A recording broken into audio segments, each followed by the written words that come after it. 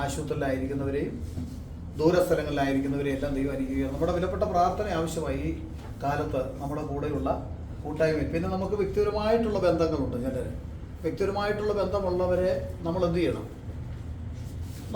നമ്മുടെ രഹസ്യ പ്രാർത്ഥനകളിൽ, നമ്മുടെ ഭവനത്തിലുള്ള പ്രാർത്ഥനകളിൽ സമയമെടുത്ത് അവരെ നമ്മൾ പലരോടും പറഞ്ഞിട്ടുണ്ട്, ഞങ്ങൾക്ക് വേണ്ടി പ്രാർത്ഥിക്കണം എന്ന് പറഞ്ഞിട്ടുണ്ട്. അവർക്ക് വേണ്ടിയൊക്കെ നമ്മൾ എന്ത് ചെയ്യണം? പ്രാർത്ഥിക്കണം. ആരും പ്രാർത്ഥിക്കാതിരിക്കരുത്. പ്രാർത്ഥിക്കണമെന്ന് പറഞ്ഞിട്ടുള്ളവരെയൊക്കെ ഓർക്കേണ്ട സമയം എപ്പോഴാണ്? നമ്മൾ വീട്ടിൽ നമ്മൾ ഒറ്റയ്ക്ക് പ്രാർത്ഥനയ്ക്ക് വേണ്ടി സമയം വേർതിരിക്കുമ്പോൾ അവർക്കെല്ലാം വേണ്ടി പ്രാർത്ഥിക്കണം.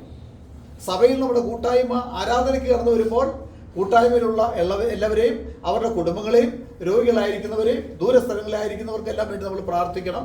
അത് പ്രത്യേകിച്ച് നമ്മൾ അറിഞ്ഞിരിക്കേണ്ട സംഗതിയാണ്. ദൈവത്തിന് സ്തോത്രം. ഈ പ്രാർത്ഥന കൊണ്ട്, സഭായോഗത്തിൽ വരുമ്പോൾ ഉള്ള പ്രാർത്ഥന കൊണ്ട് നമ്മുടെ ക്രിസ്തീയ ജീവിതം, പ്രാർത്ഥനാ ജീവിതം നിൽക്കുന്നില്ല, തീരുന്നില്ല. വീട്ടിൽ ചെന്നും നമുക്ക് ഡ്യൂട്ടിയുണ്ട്. അവിടെയും നമുക്ക് പ്രാർത്ഥനയ്ക്ക് വേണ്ടി അവസരങ്ങൾ ദൈവം നമുക്ക് തരികയാണ്. ദൈവത്തിന് സ്തോത്രം. ഇവിടെ നമ്മൾ കേട്ട സങ്കീർത്തനം ഇങ്ങനെയാണ്: ഞാൻ പൂർണ്ണ ഹൃദയത്തോടെ യഹോവയെ സ്തുതിക്കും, നിന്റെ അത്ഭുതങ്ങളെയൊക്കെയും ഞാൻ വർണ്ണിക്കും. പിന്നെ ഞാൻ നിന്നിൽ സന്തോഷിച്ചുല്ലസിക്കും, അത്യുന്നതനായുള്ളവയെ ഞാൻ നിന്റെ നാമത്തെ കീർത്തിക്കും. 4 കാര്യങ്ങൾ അവിടെ പറയുന്നു. നമ്മൾ ഒറ്റ വാക്യമേ ഉള്ളൂ. ആ 4 കാര്യങ്ങൾ നമുക്കറിയാം. 4 വിഷയങ്ങളായിട്ട് എടുത്ത് നമുക്ക് വചനത്തിന്റെ വെളിച്ചത്തിൽ എടുത്ത് സംസാരിക്കാനായിട്ട് കഴിയും.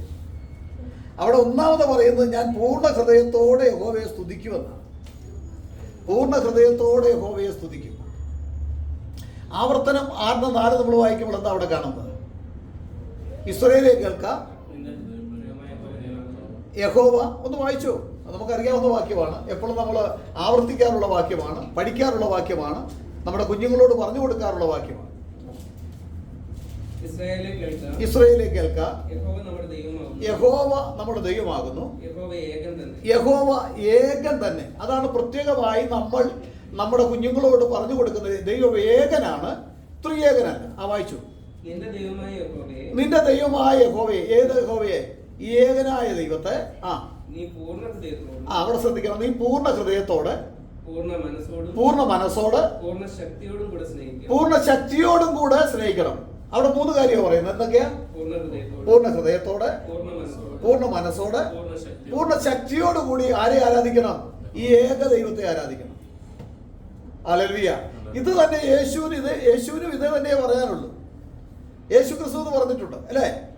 അവിടെ ഒരു വാക്ക് കൂട്ടിയിട്ടുണ്ട്. കൂട്ടാനും കുറയ്ക്കാനും ഒക്കെയുള്ള അധികാരം ആർക്കാ? യേശുവിനാ ഉള്ളത്. യേശു അങ്ങനെ നമ്മൾ ബൈബിളിലൂടെ വായിക്കുന്ന പുസ്തകത്തിൽ നമുക്കറിയാം. മർക്കോസ് 12:29-30 വാക്യം ഒന്ന് വായിച്ചേ. യേശു പറഞ്ഞിരിക്കുന്ന വാക്യം. എല്ലാറ്റിനും. അപ്പൊ മുഖ്യ കൽപ്പന എന്ന് പറഞ്ഞാൽ ക്രിസ്ത്യാനിക്കുള്ള മുഖ്യ കൽപ്പന ഏതാണ്? അതാ ഇവിടെ പറയുന്നത്. എല്ലാറ്റിനും മുഖ്യ കൽപ്പനയോ ഇസ്രായേലേ കേൾക്കാം, നമ്മുടെ ദൈവമായ കർത്താവ്. എന്ന് പറഞ്ഞാൽ യഹോവ ഏകൻ എന്നാണ് അവിടെ പറയുന്നത്. കർത്താവ് എന്ന് പറഞ്ഞാൽ യഹോവ എന്നാണ്. ലോർഡ്, ഏക കർത്താവ്. പിന്നെ വായിച്ചു.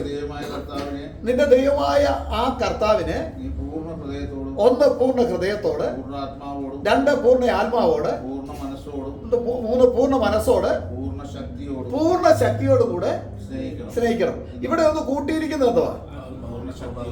പൂർണ്ണ ആത്മാവോട്.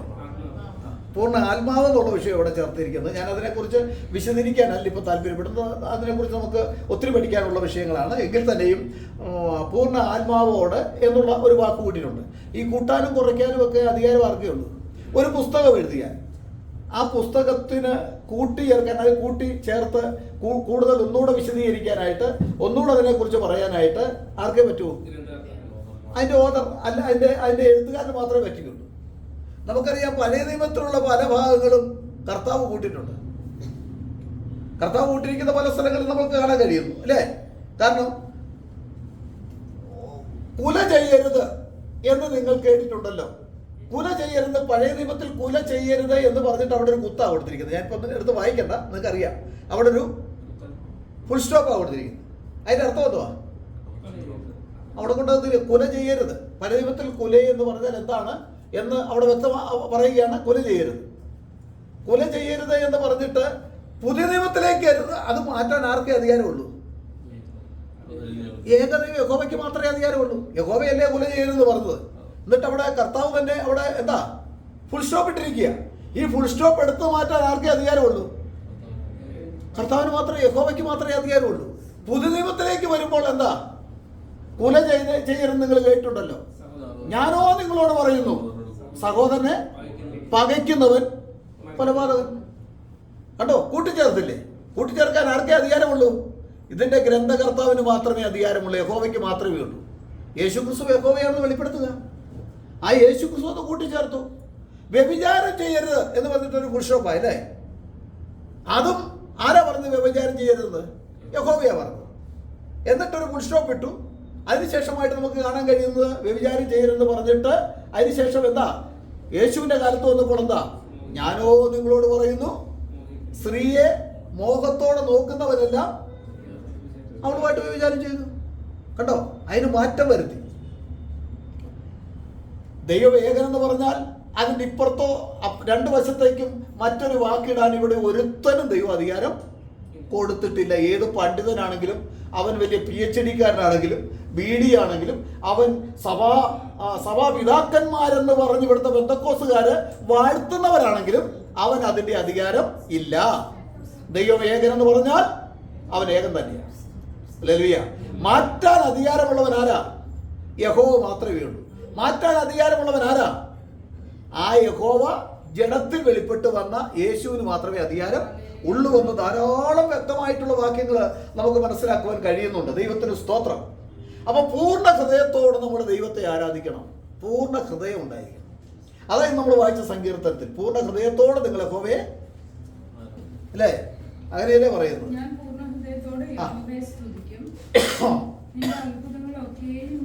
നിന്റെ അത്ഭുതങ്ങളെയൊക്കെയും വർണ്ണിക്കും, ഞാൻ നിന്നിൽ സന്തോഷിച്ചുല്ലസിക്കും. പിന്നെ ഇതെന്തുവാ ഈ ഭക്തൻ ഇവിടെ പറയുന്നത്? ആരാ ഇത്? ദാവീദിന്റെ പുത്രമരണ രാഗത്തിൽ. ഒരു പുത്രമരണ രാഗത്തിൽ എന്ന് പറഞ്ഞ ആ രാഗം നമുക്കൊന്നും അറിയത്തില്ല, അല്ലെ? അറിയോ? പല രാഗവും ഇതിനകത്ത് കൊടുക്കുന്നുണ്ട്. ചിലപ്പം പുത്രമരണരാഗത്തിൽ, പുത്രം മരിക്കുമ്പോൾ എന്ത് രാഗമാണ് വരുന്നത്? അല്ലെ, പുത്രമരണരാഗത്തിലാണ് എഴുതിയിരിക്കുന്നത്. തൻ്റെ പുത്രം മരിച്ചപ്പോഴാണോ? ദാവീദിന്റെ പുത്രം മരിച്ചു പോയായിരുന്നു അല്ലേ? ദാവീദ് പ്രതീക്ഷിച്ചു. ഏതാ? ബേർശേബയിലുണ്ടായ മകൻ. അതിനുവേണ്ടി അവൻ മരിക്കരുത് എന്ന് പറഞ്ഞ് മാരക രോഗം വന്നപ്പോൾ ദാവീദ് എന്ത് ചെയ്തു? ഉപസിച്ചു. മരിച്ചു എന്ന് കേട്ടപ്പോൾ അവൻ എന്ത് ചെയ്തു? ഭക്ഷണം കഴിച്ചു. ഇനി അവൻ എൻ്റെ അടുക്കലേക്ക് വരികയില്ല, ഞാൻ അവൻ്റെ അടുക്കലേക്ക് പോവുകയുള്ളൂ, അല്ലേ എന്ന് പറഞ്ഞു. ഹല്ലേലൂയ. പുത്രമരണ രാഗത്തിൽ ഇനി എന്തു ആയിക്കോട്ടെ. ചിലർ പറയുന്നുണ്ട് അതിനെക്കുറിച്ച്, ഇത് അവിടെ ഫറവോന്റെ അടിമനുഖത്തിൽ നിന്ന് വിടുവിച്ചു വന്നപ്പോൾ ആ ഫറവോന്റെ കൊട്ടാരം മുതൽ കുടില് വരെയും എന്ത് ചെയ്തു? ആദിജാതന്മാര് കൊല്ലപ്പെട്ടു. ആ സന്ദർഭത്തെ ഉദ്ദേശിച്ചാണെന്ന് പറയുന്നുണ്ട്. എന്തോ ആയിക്കോട്ടെ, നമുക്ക് ഏത് സന്ദർഭമാണെങ്കിലും അത് നമ്മൾ നോക്കിയിട്ട് കാര്യമൊന്നുമില്ല. നമ്മൾ ഇതിനകത്ത് അർത്ഥങ്ങൾ എന്താണെന്ന് നമ്മൾ മനസ്സിലാക്കിയാൽ മതി. ഇവിടെ നമുക്ക് പൂർണ്ണ ഹൃദയത്തോടെ യഹോവയെ സ്തുതിക്കും. ഇതൊരു ഉറച്ച, ഒരു ഭക്തനായ ഒരു ദൈവവൈദ്യന്റെ ഉറച്ച തീരുമാനമാണ്. എന്താ? ഞാൻ എന്ത് പ്രശ്നമുണ്ടായാലും, ഏത് പ്രതികൂലങ്ങൾ വന്നാലും, ഏതൊരു രോഗം വന്നാലും, എന്ത് വന്നാലും, എന്താ, ഞാൻ പൂർണ്ണ ഹൃദയത്തോടെ കർത്താവെ നിന്നെ സ്തുതിക്കും. ആമേൻ. ഹല്ലേലൂയ. പിന്നെ തന്റെ തീരുമാനം എന്തുവാ? നിന്റെ അത്ഭുതങ്ങളെ ഒക്കെയും ഞാൻ വർണ്ണിക്കും. പിന്നെ നിന്റെ അത്ഭുതങ്ങളെ, ദൈവത്തിന്റെ അത്ഭുതങ്ങൾ. കാരണം അവന്റെ അത്ഭുതങ്ങൾ കാണണമെങ്കിൽ എന്ത് സംഭവിക്കണം? നിന്റെ അത്ഭുതങ്ങളെ കാണേണ്ടതിന് എൻ്റെ കണ്ണുകളെ തുറക്കണമേ. നമ്മൾ കണ്ണ് തുറന്നാൽ ഇതിനകത്ത് ഒത്തിരി അത്ഭുതങ്ങൾ കാണാം തിരുവചനത്തിൽ. ഇന്നിത് പെന്തക്കോസ്തുകാർക്കൊന്നും അറിയത്തില്ല. കണ്ണ് തുറന്ന് വായിക്കേണ്ട വിധത്തിൽ വായിച്ചാൽ ദുർവ്യാഖ്യാനത്തിലേക്ക് പോകാതെ ഒരു PhD-കാരനോ ഒരു ഡോക്ടറേറ്റ് കിട്ടിയവനോ കൊണ്ട് എഴുതി വെച്ചിരിക്കുന്ന വിഡ്ഢിത്തം പഠിക്കാതെ ദൈവത്തിന്റെ പരിശുദ്ധാത്മാവിനെ ആശ്രയിക്കുന്നവർക്ക് ഉൽപ്പത്തി മുതൽ വെളിപ്പാട് വരെ ഒരു അത്ഭുതത്തെ കാണാം. അത്ഭുതത്തിന്റെ പേര് കർത്താവായ യേശു. അങ്ങനെയാണോ? അങ്ങനെ പേരുണ്ടോ? യേശുവിന് അങ്ങനെ പേരുണ്ടോ? ഉണ്ടോ? ഉണ്ട്. ഒരിക്കൽ മനോഹ ചോദിച്ചു, നിന്റെ പേരെന്താണ്? പറഞ്ഞ എന്താ പറഞ്ഞ യഹോവ? നീ എൻ്റെ പേരെന്താ ചോദിക്കുന്നത്? എൻ്റെ പേര് അത്ഭുതമാകുന്നു. അങ്ങനല്ലേ ന്യായാധിപന്മാരുടെ പുസ്തകം നമ്മൾ വായിക്കുന്നത്? അതിശയം. എൻ്റെ പേര് അതിശയമാകുന്നു, അത്ഭുതമാകുന്നു. യെശയ്യാ 9:6 വായിക്കുമ്പോൾ എന്താ കാണുന്നത്? നമുക്കൊരു ശിശു ജനിച്ചിരിക്കുന്നു, നമുക്കൊരു മകൻ നൽകപ്പെട്ടിരിക്കുന്നു, ആധിപത്യം അവന്റെ തോളിലിരിക്കും, അവൻ അത്ഭുതൻ, മന്ത്രി, വീരനാം ദൈവം, നിത്യപിതാവ്, സമാധാന പ്രഭു. Hallelujah, praise the lord. അവൻ അത്ഭുതനാണ്. മലയാളത്തിൽ അത്ഭുത മന്ത്രി ഉള്ളതിനേക്കാൾ അത്ഭുതനാണ്. അവൻ അത്ഭുതൻ, അതുപോലെ വീരനാം ദൈവം, നിത്യപിതാവ്, സമാധാന പ്രഭു എന്ന് പേര്. യേശു ക്രിസ്തുവിന് അത്ഭുതം എന്ന് പേരുണ്ട്. അവൻ അത്ഭുതവാനാണ്. ഹല്ലേലൂയ. അപ്പൊ അവന്റെ അത്ഭുതങ്ങളെ കാണേണ്ടതിന് ദൈവത്തിന്റെ അത്ഭുതം എന്ന് പറഞ്ഞാൽ സത്യത്തിൽ അത് യേശു ക്രിസ്തുവാണ്. മറ്റത്ഭുതങ്ങളും നമ്മുടെ വിശ്വാസ ജീവിതത്തിലേക്ക് നമ്മൾ കടന്നു വരുമ്പോൾ പല അത്ഭുതങ്ങളും നമുക്ക് കാണാനായിട്ട് കഴിയും. ഹല്ലേലൂയ. നമ്മുടെ ജീവിതത്തിൽ ഓരോ ദിവസവും പ്രാർത്ഥനയോട് രാവിലെ സമയം ഇറങ്ങിത്തിരിക്കുന്ന, ജോലിക്ക് പോകുന്ന ഓരോ വ്യക്തികൾക്കും പല അത്ഭുതങ്ങൾ കാണാൻ കഴിയും. ദൈവം നമ്മുടെ ജീവിതത്തിൽ ചെയ്യുന്ന ഓരോ അത്ഭുതങ്ങൾ. ഹല്ലേലൂയ. അതെല്ലാം കൂടെ ഓർത്താൽ നമ്മൾ ചിലപ്പോൾ കരഞ്ഞു പോകും അല്ലേ? ദൈവം നമ്മുടെ ജീവിതത്തിൽ ഓരോ നിമിഷങ്ങൾ നമ്മുടെ ജീവിതത്തിൽ നമ്മുടെ കുടുംബത്തോട്, നമ്മുടെ കുഞ്ഞുങ്ങളോട്, നമ്മുടെ ഭർത്താവിനോട്, നമ്മുടെ ഭാര്യയോട്, നമ്മുടെ മാതാപിതാക്കളോട് ദൈവം കാണിച്ച അത്ഭുത പ്രവർത്തികളെ കണ്ടാൽ നമ്മൾ നിറകണ്ണുകളോടുകൂടി മാത്രമേ അവന്റെ അത്ഭുതങ്ങളെ വർണ്ണിക്കാനായിട്ട് കഴിയൂ. ഹല്ലേലൂയ. ദൈവത്തിന് സ്തോത്രം. അപ്പം ഒന്നാമത് ഞാൻ ഈ ഒറ്റ ഒരു പോയിന്റ് എടുക്കുന്നുള്ളൂ. ആദ്യത്തെ അത് മാത്രം ചില കാര്യങ്ങൾ ഞാൻ സംസാരിച്ച് ഞാൻ ഇരിക്കാം. പൂർണ്ണ ഹൃദയത്തോട് നമ്മുടെ ശുദ്ധ ഹൃദയം ഉണ്ടായിരിക്കണം. ഹല്ലേലൂയ. കലർപ്പില്ലാത്തത് എന്ന് പറഞ്ഞാൽ ഈ ഹൃദയത്തിൽ നമുക്കറിയാം, നമുക്ക് മനുഷ്യനെ കണ്ണ് വെട്ടിക്കാം അല്ലേ? മനുഷ്യന്റെ അടുത്ത് നമുക്ക് കപടഭക്തി കൊണ്ട് നമുക്ക് പിടിച്ചു നിൽക്കാം കുറച്ച് നാളൊക്കെ അല്ലേ? ഒരു കപടഭക്തിയൊക്കെ കാണിച്ച് ഞാൻ വലിയ ഭക്തനാണെന്ന് കാണിക്കുന്ന, ഇപ്പം എന്താ ഭക്തനാകുന്ന കാണിക്കാനുള്ള ഒത്തിരി അടവുകളുണ്ട് അല്ലേ? ഭയങ്കര സ്വത്രം പറഞ്ഞാൽ മതി, ഹല്ലേലൂയ പറഞ്ഞാൽ മതി, ക്ലീൻ ഷേവ് ചെയ്താൽ മതി, വെള്ള ഷർട്ട് ഇട്ടാൽ മതി, വേണ്ടി വന്നാൽ 10 അന്യഭാഷ കൂടെ പൊട്ടിച്ച് ബന്ധക്കോസുകാർ വിടുന്ന പോലെ വിട്ടാൽ മതി. ഓ, ഭയങ്കര ഭക്തൻ. ഭക്തിയുടെ പ്രഹസനം നമുക്ക് കാണിക്കാൻ സാധിക്കും.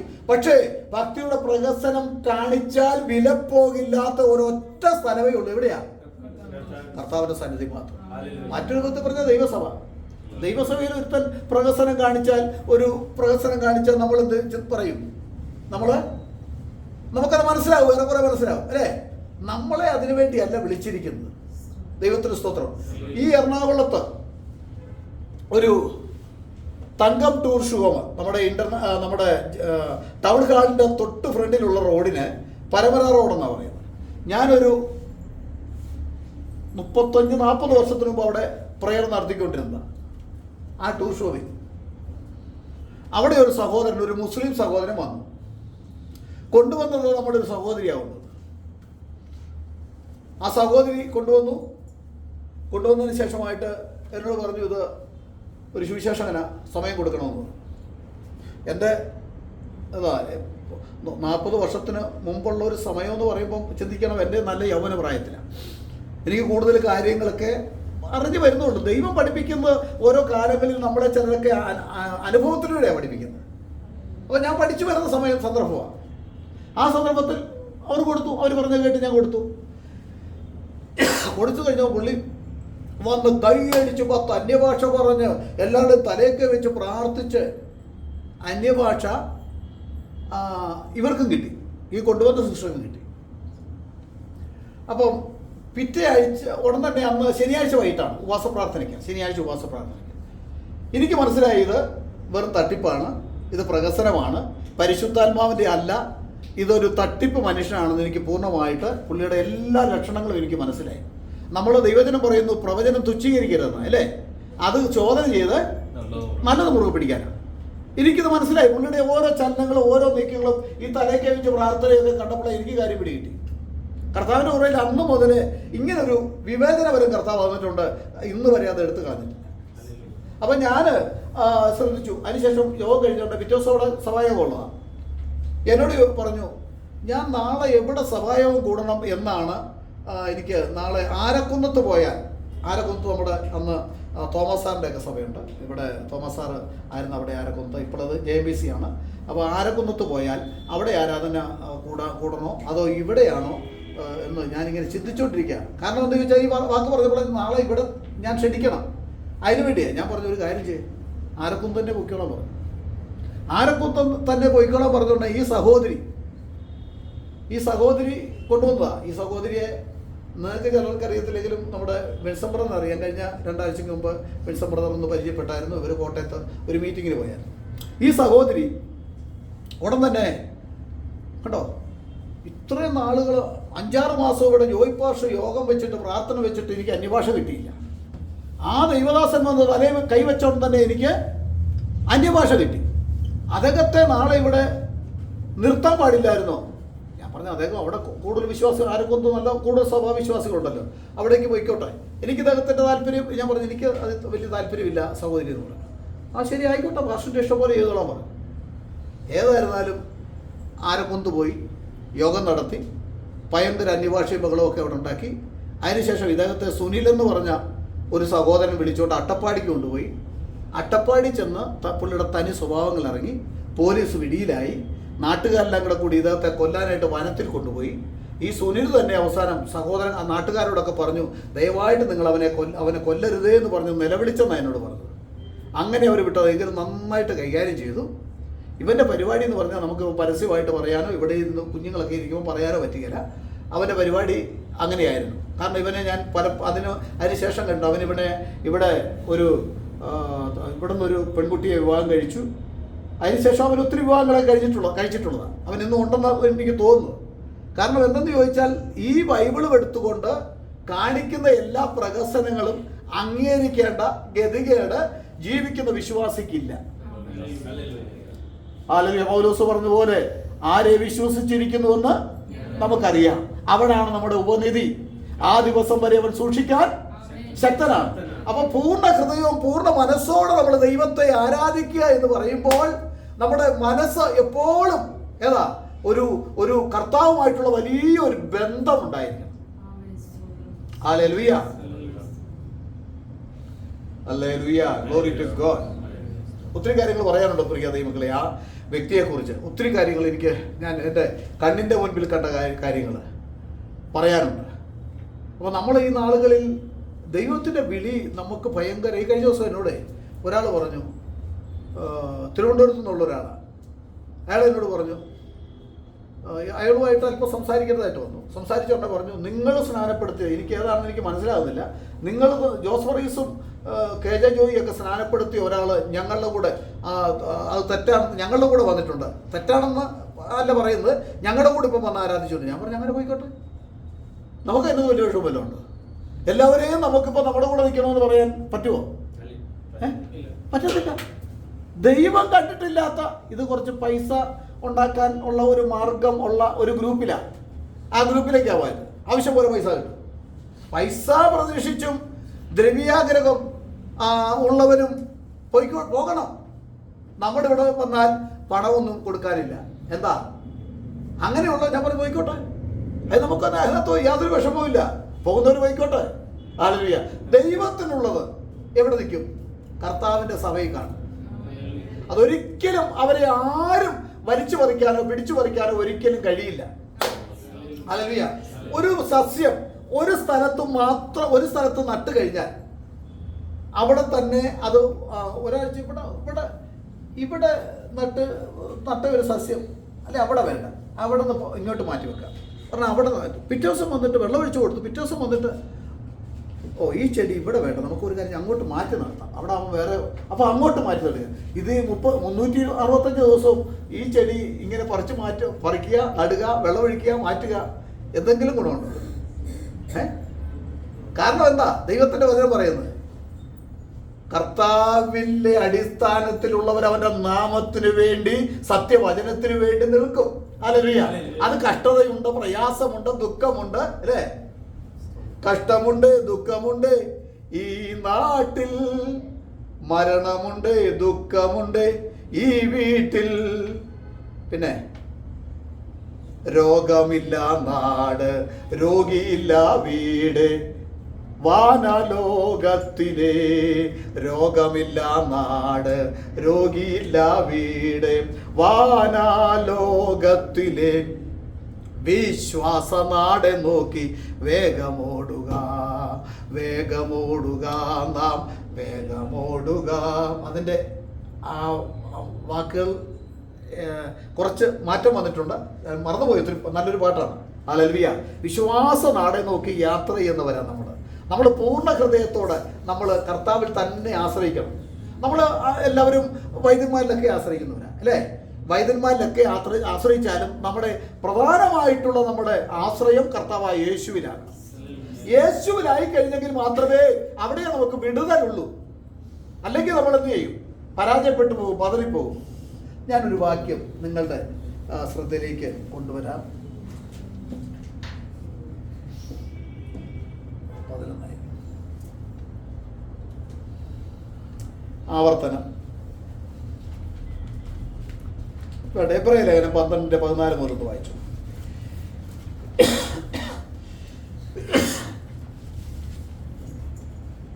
എല്ലാവരോടും സമാധാനം ആചരിച്ച് ശുദ്ധീകരണം പ്രാപിക്കാൻ ഉത്സാഹിക്കുവിൻ. ശുദ്ധീകരണം കൂടാതെ ആരും കർത്താവിനെ കാണുകയില്ല. ആരും ദൈവകൃപ വിട്ട് പിന്മാറുകയോ വല്ല കയ്പുള്ള വേരും മുളച്ച് കലക്കമുണ്ടാക്കി അനേകർ അതിനാൽ മലിനപ്പെടുകയും ആരും ദുർനടപ്പുകാരനോ ഒരു ഊണിന് ജ്യേഷ്ഠാവകാശം വിറ്റുകളഞ്ഞ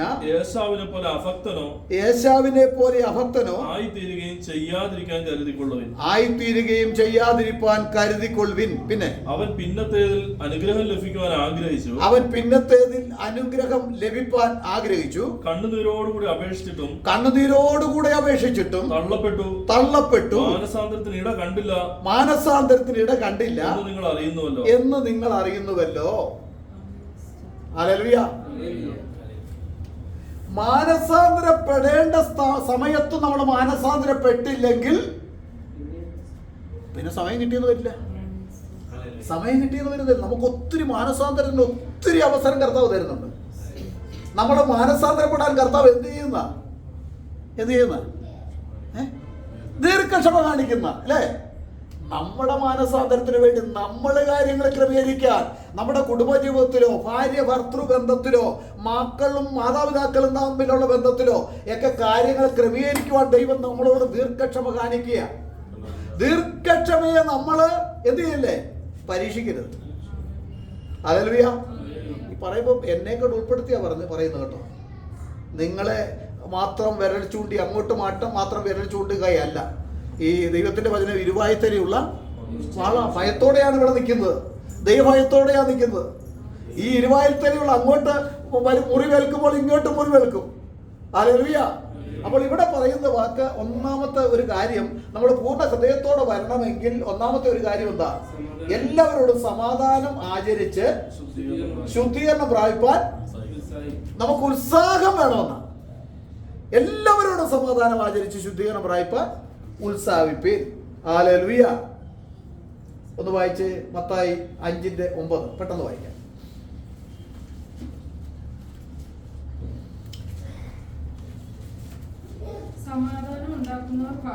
സമാധാനം ഉണ്ടാക്കുന്നവർ ഭാഗ്യവാന്മാർ. അവർ ദൈവത്തിന്റെ പുത്രന്മാരെന്ന് വിളിക്കപ്പെടും. ആരാ? സമാധാനം ഉണ്ടാക്കാൻ പറ്റുമോ? ആർക്ക്? നമുക്ക് പറ്റും അല്ലേ? സമാധാനത്ത് ഈ സാധാരണ പറയും എരുതിയിൽ എണ്ണ ഒഴിക്കുന്നവരുണ്ട്. പക്ഷെ സമാധാനമൊക്കെ നിങ്ങൾ ശ്രദ്ധിച്ചിട്ടുണ്ടോ? വലിയ പ്രശ്നങ്ങൾ വരുമ്പോൾ ചിലർക്ക് സമാധാനം ഉണ്ടാക്കാൻ ചെല്ലുന്നവർക്കിട്ട് പണി കിട്ടിയിട്ടുണ്ട്, അത് വേറെ കാര്യം. ഈ ലോകത്തിൽ അങ്ങനെ ഉണ്ട്. എങ്കിൽ തന്നെയും സമാധാനം ഉണ്ടാക്കുന്നവർ ഭാഗ്യവാന്മാരെന്നാണ്. അവർ ദൈവത്തിന്റെ പുത്രന്മാർ. ദൈവത്തിന്റെ പരിശുദ്ധാത്മാവിന്റെ സഹായം ഉണ്ടെങ്കിൽ നമ്മളിൽ നിന്ന് സമാധാനത്തിന്റെ വാക്കുകൾ പുറപ്പെടുകയുള്ളൂ. ബൈബിളിൽ പറയുന്നുണ്ട് സുവിശേഷം അറിയിക്കുക എന്ന് പറഞ്ഞാൽ എങ്ങനെയുള്ള സുവിശേഷമാണ്? സമാധാന സുവിശേഷം കാലിന് ചെരിപ്പാക്കണമെന്ന്. അപ്പൊ നമ്മുടെ യാത്രകളിൽ നമുക്ക് എന്തുണ്ടായിരിക്കണം? അത് നമുക്ക് സമാധാനം ഉണ്ടെങ്കിൽ അല്ല മറ്റുള്ളവരോട് പറയാനൊക്കെ കൂടും അല്ലേ? നമ്മുടെ വീട്ടിൽ സമാധാനമില്ലാതെ നമുക്ക് മറ്റുള്ളവരോട് സമാധാനം പറയാൻ പറ്റുമോ? ഇല്ല, പറ്റില്ല. അപ്പൊ ആദ്യം സമാധാനം എവിടെ ഉണ്ടാകണം? ആദ്യം നമ്മുടെ മനസ്സിൽ തന്നെ, നമ്മുടെ ഉള്ളിൽ തന്നെ സമാധാനം ഉണ്ടാകണം അല്ലേ? നമ്മുടെ ഉള്ളിൽ സമാധാനം ഇല്ലെങ്കിൽ നമുക്ക് നമ്മുടെ വീട്ടിൽ സമാധാനം ഉണ്ടാകാൻ പറ്റുമോ? ഇല്ല. നമ്മുടെ വീട്ടിൽ സമാധാനം ഉണ്ടാകാതെ നമുക്ക് സഭയിൽ സമാധാനം ഉണ്ടാക്കാൻ പറ്റുമോ? സഭയിൽ സമാധാനം ഉണ്ടാകാതെ ഈ ലോകത്ത് സമാധാനം നടക്കുമോ? ആദ്യം സമാധാനം എവിടെയാണ് ഉണ്ടാക്കേണ്ടത്? നിന്റെ ഹൃദയത്തിൽ. നിന്റെ ഹൃദയത്തിലുള്ള പലതും സമാധാനം കെടുത്തിക്കളയുന്ന പല ആശയങ്ങൾ, പല ചിന്തകൾ, പല സ്വഭാവങ്ങൾ അതെടുത്തു മാറ്റിയിട്ട് നിന്റെ ഹൃദയത്തെ ശുദ്ധീകരിക്കണം. ശുദ്ധീകരണം കൂടാതെ ആർക്കും കർത്താവിനെ കാണുവാൻ കഴിയുകയില്ല. അങ്ങനെ ശുദ്ധ ഹൃദയത്തോടെ വന്ന് ദൈവത്തെ ആരാധിക്കുന്നതാണ്. അങ്ങനെയാണ് ദാവീദ് പറഞ്ഞ പൂർണ്ണ ഹൃദയത്തോടെ കർത്താവിനെ സ്തുതിക്കൂ. ഹല്ലേലൂയ. പൂർണ്ണ ഹൃദയത്തോടെ കർത്താവിനെ സ്തുതിക്കണമെങ്കിൽ ഇവിടെ എന്തുണ്ടായി? നമ്മുടെ ഹൃദയം ശുദ്ധമായിരിക്കണം. ഒരു വാക്യം കൂടെ എന്നോട് ചേർന്ന് വായിച്ച്, മർക്കോസ് 9:50 വാക്യം, അതിന്റെ ബി ഭാഗം വായിക്കണം. മർക്കോസ് 9:50 വാക്യം. ഉപ്പ് നല്ലത് തന്നെ. ആ, ഉപ്പ് കാരമില്ലാതെ പോയാലോ എന്തോന്നിനാൽ അതിന് രസം വരുത്തും. നിങ്ങളിൽ തന്നെ ഉപ്പുള്ളവരും അന്യോന്യം സമാധാനമുള്ളവരും ആയിരിക്കും. നിങ്ങളിൽ തന്നെ ഉപ്പുള്ളവരും അന്യോന്യം സമാധാനമുള്ളവരും ആയിരിക്കും. അന്യോന്യം സമാധാനമുള്ളവരായിരിക്കണം. ഇത് എവിടെയാണ് ആദ്യം സമാധാനം കാണേണ്ടത്? നമ്മളിൽ തന്നെ ഉണ്ടാകണം. നമ്മുടെ വീട്ടിലുണ്ടാകണം. വീട്ടിൽ സത്യത്തിൽ ഈ എന്തെങ്കിലും ഒരു പ്രശ്നം ഉണ്ടാകുന്നുണ്ടെങ്കിൽ പാത്രമൊക്കെ വലിച്ചെറിയുകയും അങ്ങോട്ട് ബഹളം ഉണ്ടാക്കുകയും ഇടിയും അടിയും ബഹളമൊക്കെ ഉണ്ടാക്കുന്നവർ എങ്ങനെ സമാധാനം ഉണ്ടാക്കും? അപ്പോൾ ആദ്യം നമ്മുടെ ജീവിതത്തിൽ ഈ സമാധാനം ഉണ്ടാകണം. ഒരു വാക്യം കൂടെ വായിച്ചേ, റോമർ 12:18 വായിച്ചേ.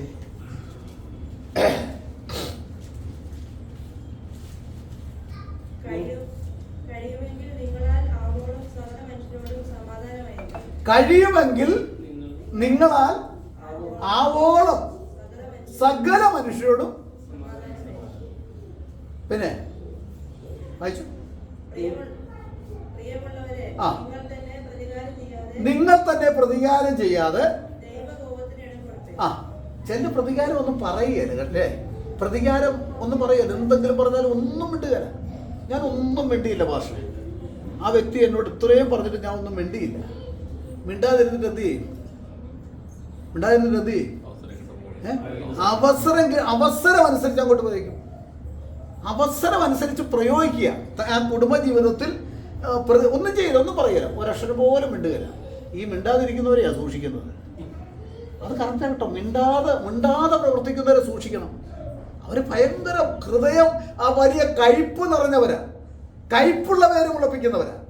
എബ്രായലേഖനം പറയുന്ന പോലെ ആ കയ്പുള്ള വേര് മുളച്ച് വന്നു കഴിഞ്ഞാൽ അത് വലിയ ബുദ്ധിമുട്ടാണ്. അത് നിമിത്തമായിട്ട് ഒത്തിരി പേര് കലങ്ങും. എബ്രായലേഖനം അത് പറയുന്നുണ്ട് അല്ലേ? എബ്രായലേഖനം നമ്മുടെ 12:14 മുതൽ നമ്മൾ വായിച്ചപ്പോൾ അതിന്റെ 15